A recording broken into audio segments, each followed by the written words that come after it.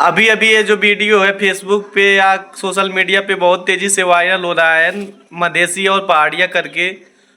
तो behind the scene इस video में असली राज है क्या, तो ये वीडियो देखिए कैसे इन्होंने सेटअप किया है इसमें, इस वीडियो में आखिर है क्या।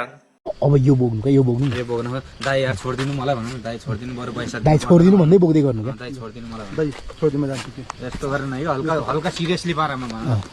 दाइ छोडिदिनु न म मतलब गरिब मान्छे दाइ छोडिदिनु न म जान्छु भन्नु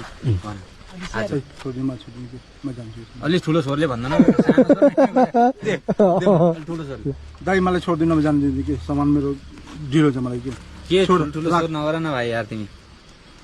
राखिदिनु पैसा नदिनु पैसा मलाई यो पैसा नदिने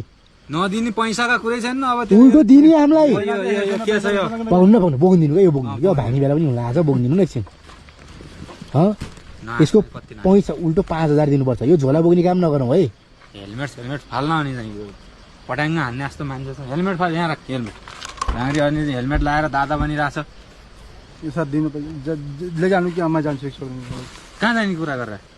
मामा अट्याक हान्नुपर्छ है, फेरि पैसा नदिएपछि हामी अट्याक हान्छौँ नि फेरि। हान्छ नि फेरि छैन मान्छे चिने छैन के हो कति छैन एकछिन है, कहाँ जाने यहाँ कता राख्न खोज्या 5000 पैसा निकाल, छैन पैसा हेर्दै 5000 पैसा निकाल। हेर्दै यो चोर बाख्राले गाडी आफ्नो भोरी ल्याएर आँखाइले पक्रो यो त अब त गाडी आइगयो क्या, गाडी आइगयो यार।